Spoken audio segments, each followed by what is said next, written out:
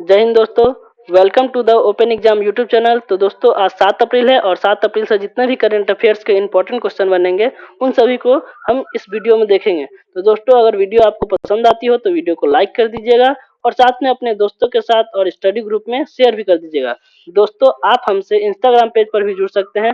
Page का नाम है नॉलेज अड्डा 07, जहाँ 68,000 स्टूडेंट पहले से जुड़े हुए हैं। दोस्तों आपको इस पेज पर भी डेली बेसिस पे करंट अफेयर्स और जीके जीएस के इंपॉर्टेंट क्वेश्चन प्रोवाइड की जाती है।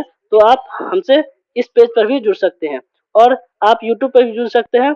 जो भी स्टूडेंट इस चैनल पर नए हैं इस चैनल को सब्सक्राइब कर दीजिएगा और साथ में बेल आइकन को भी प्रेस कर दीजिएगा, जिससे इस चैनल से जुड़ी सारी अपडेट्स आपको मिलती रहेगी। तो चलिए दोस्तों वीडियो को शुरू करते हैं, देखते हैं प्रश्न क्या है आज का। तो दोस्तों ये हमारा कल का क्वेश्चन ऑफ द डे था कि हाल ही में किस बैंक ने व्यापारियों के लिए डिजिटल दुकान व्यवसाय प्रबंधन समाधान पेश किया है। तो इसका आंसर हो जाएगा एक्सिस बैंक। ठीक है, एक्सिस बैंक।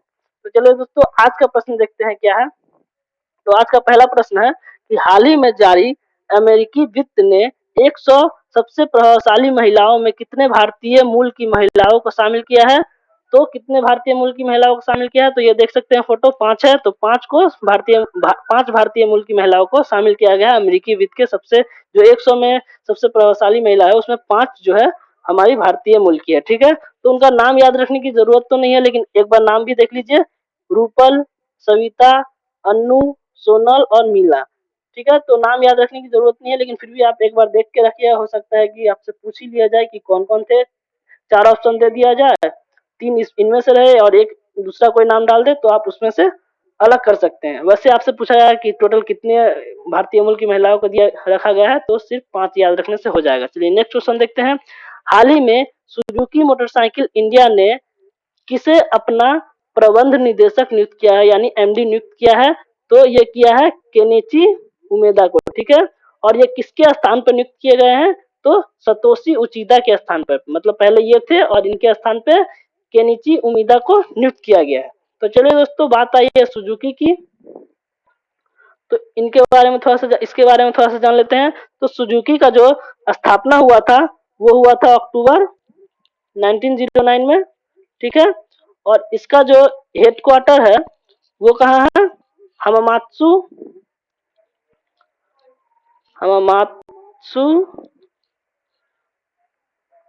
शिजुकू सुजुका, ये कहाँ है, जापान में। ठीक है, हमामात्सु सुजुका ये कहाँ है, जापान में। ठीक है, और इसके अगर फाउंडर पूछा जाए तो ये भी याद रखिएगा, इस कंपनी का जो नाम सुजुकी पड़ा है इसके फाउंडर के नाम से ही पड़ा है। मिचियो सुजुकी उसका नाम था। सुजुकी बोल दे रहा सुजुकी। ठीक है, और आपसे अगर चेयरमैन पूछा जाए तो वो भी याद रखिएगा, ओसामू सुजुकी। आपसे वाइस चेयरमैन पूछा जाए, सभी का नाम एक बार याद रख लीजिएगा। तो वाइस चेयरमैन कौन थे, यासुहितो हरियामा। ठीक है, और आपसे प्रेसिडेंट पूछा जाए, ठीक है, तो इनका भी नाम याद रखिएगा, तोशिहिरो सुजुकी। ठीक है, तो सुजुकी के बारे में आपको इतना बात ध्यान रखना है। ठीक है, चलिए नेक्स्ट क्वेश्चन देखते हैं। हाल ही में गैंगोवॉन 2024 के लिए पदक डिजाइन प्रतियोगिता किसने जीता है। तो पदक डिजाइन करने का भी प्रतियोगिता होता है गैंगोवॉन 24 के लिए, गैंगोवॉन 24 के लिए। तो ये देखिए पदक डिजाइन किया गया है, तो किसके द्वारा डिजाइन किया गया है, तो ये दाते अकीरा उबई के द्वारा। ठीक है, दाते अकीरा उबई के द्वारा डिजाइन किया गया है। ये कौन है, तो ये ब्राजील से बिलोंग करते हैं, तो ये ब्राजीलियन आर्टिस्ट है। ठीक है, ब्राजीलियन आर्टिस्ट है, इतना बात याद रखिए इनके बारे में। चलिए नेक्स्ट क्वेश्चन देखते हैं। हाल ही में यूके की रॉयल एयर फोर्स के वारंट ऑफिसर, ठीक है, वारंट ऑफिसर के रूप में किसे नियुक्त किया गया है, तो ये किया गया है मुरुगेश्वर सब्बी सुब्रमण्यम को। ठीक है, मुरुगेश्वर सब्बी सुब्रमण्यम को नियुक्त किया गया है। ठीक है, इतना बात याद रखिएगा। और ये किनके स्थान पर नियुक्त किया गया है, तो ये नियुक्त किया गया है जेक अलर्ट के स्थान पर। मतलब पहले ये थे और इनके स्थान पे अब इनको नियुक्त किया गया। ठीक है, ये बात याद रखिएगा। ये क्या है, वारंट ऑफिसर। ठीक है, और सबसे पहले वारंट ऑफिसर आपसे पूछ लिया जाए वैसे तो पूछेंगे नहीं, फिर भी याद रख लीजिए कि सबसे पहले वारंट ऑफिसर जो थे ये थे, ठीक है, ग्रेग दुत्तो, ठीक है। ये कब बने थे वारंट ऑफिसर? तो मई 1996 में, ठीक है। तो ये पहले थे। चलिए नेक्स्ट क्वेश्चन देखते हैं।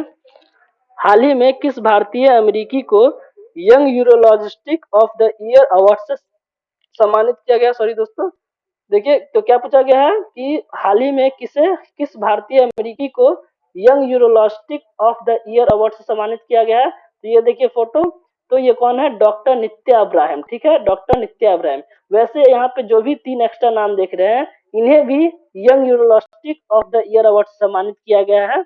लेकिन हम सिर्फ पूछे हैं कि भारतीय अमेरिकी, ठीक है, भारतीय अमेरिकी।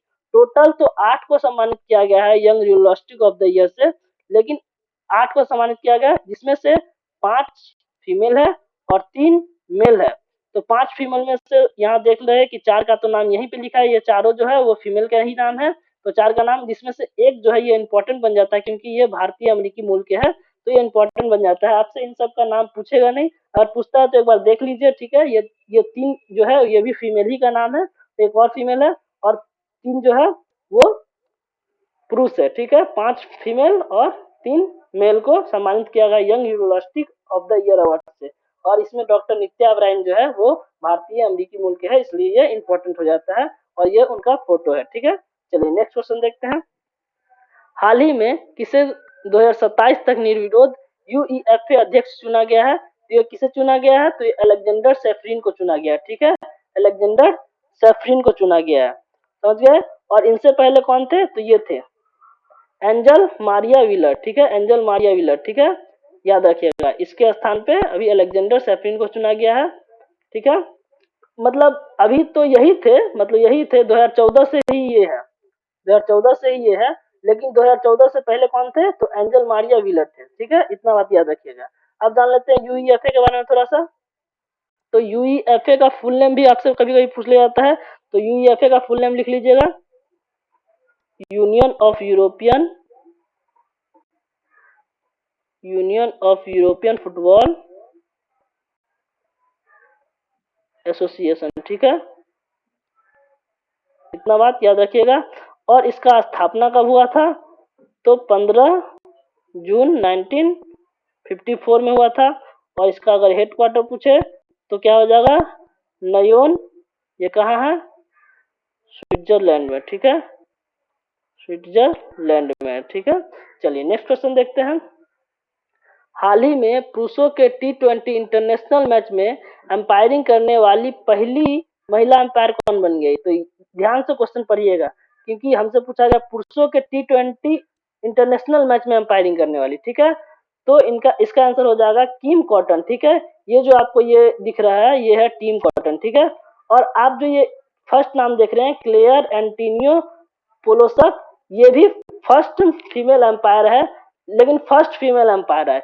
हमसे पूछा गया है इसमें पुरुषों के लिए T20 इंटरनेशनल मैच में, लेकिन ये फर्स्ट सबसे पहली बार जो महिला द्वारा अंपायरिंग किया गया था वो ये है, ठीक है। ये कहाँ से बिलोंग करते हैं? ऑस्ट्रेलिया से बिलोंग करते हैं। और अभी जो इस क्वेश्चन का आंसर होगा वो किम कॉटन है, ठीक है, तो इतना बात याद रखिए। चलिए नेक्स्ट क्वेश्चन देखते हैं। हाल ही में किस देश ने 2023 फीफा अंडर 17 विश्व कप के मेजबानी अधिकार वापस ले लिया गया है? तो पेरू से ले लिया गया, ठीक है। पेरू अभी 2023 में कौन करता? पेरू द्वारा किया जाता, लेकिन अब पेरू द्वारा नहीं किया जाएगा, ठीक है। तो इतना बात याद रखिएगा। अब बात आई है फीफा की, तो फीफा के बारे में थोड़ा सा जान लेते हैं। तो फीफा का कभी कभी फुल फॉर्म भी पूछ लिया जाता है। तो फीफा का फुल फॉर्म होता है इंटरनेशनल एसोसिएशन फुटबॉल फेडरेशन, ठीक है। और इसका जो स्थापना हुआ था वो हुआ था 21 मई 1904, ठीक है। इसका हेडक्वार्टर भी याद रखिएगा, ये पूछा जाता है, जूरिच में है। ये कहाँ है जूरिच? तो स्विट्जरलैंड में है, ठीक है, इतना बात याद रखिएगा। यहाँ का प्रेसिडेंट भी पूछ लेगा आपसे कि फीफा का प्रेसिडेंट कौन है, प्रेसिडेंट ही पूछ लेगा। तो प्रेसिडेंट याद रखिएगा ज्ञानी इन्फेंटिनो, ठीक है, ज्ञानी इन्फेंटिनो, ठीक है। और कुछ बात याद रखिएगा जो हम यहाँ लिख दे रहे हैं। देखिए कि 2023 में पेरू द्वारा किया जाने वाला था, होस्ट किया जाने वाला था, लेकिन अभी कैंसिल हो गया है। अब याद रखिएगा इससे पहले जो हुआ था 2019 में जो हुआ था वो ब्राजील द्वारा होस्ट किया गया था, ठीक है, ब्राजील द्वारा, ठीक है, ब्राजील द्वारा होस्ट किया गया था। और इसमें जो विनर हुआ था वो ब्राजील ही हुआ था, ब्राजील ही हुआ था। और किसे हराकर विनर हुआ था, तो ये भी याद रखिएगा, मैक्सिको को हराकर ये विनर हुआ था ब्राजील, मतलब ब्राजील विनर था और मैक्सिको रनर अप था।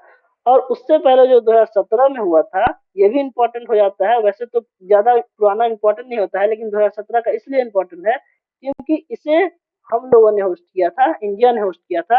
और इसमें जो विनर था, विनर कौन था, इंग्लैंड था विनर। और किसे हराकर विनर बना था ये, स्पेन को हराकर, ठीक है, स्पेन को हराकर। तो ये भी बात थोड़ा सा याद रख लीजिएगा फीफा के बारे में। चलिए नेक्स्ट क्वेश्चन देखते हैं। हाल ही में जारी फुटबॉल टीमों की ताजा रैंकिंग में शीर्ष पर कौन सा देश रहा है, तो ये देखिए शीर्ष पर जो रहा है अर्जेंटीना रहा है, ठीक है। हम ये जो 4 देश लिखे हैं वो सीरियल वाइज ही लिखे हैं। ये 1 नंबर पे है, फ्रांस 2 नंबर पे है, ब्राजील 3 नंबर पे है और बेल्जियम 4 नंबर पे है। अब आप पूछिए कि भारत का रैंकिंग क्या है, भारत का रैंकिंग क्या है, तो भारत का रैंकिंग है 101। वैसे आपसे पूछेगा नहीं, लेकिन अगर पूछ दे तो 101 याद रखिएगा, ठीक है। चलिए नेक्स्ट क्वेश्चन देखते हैं। एडीबी ने 2023-24 के लिए भारत की जीडीपी वृद्धि दर के अनुमान को 7.2% से घटाकर कितना किया है, तो ये किया है 6.4%, ठीक है, 6.4%, ये याद रखिएगा। बात आई है एडीबी की, तो एडीबी का फुल नेम भी याद रखिएगा, एशियन, एक सेकंड, एशियन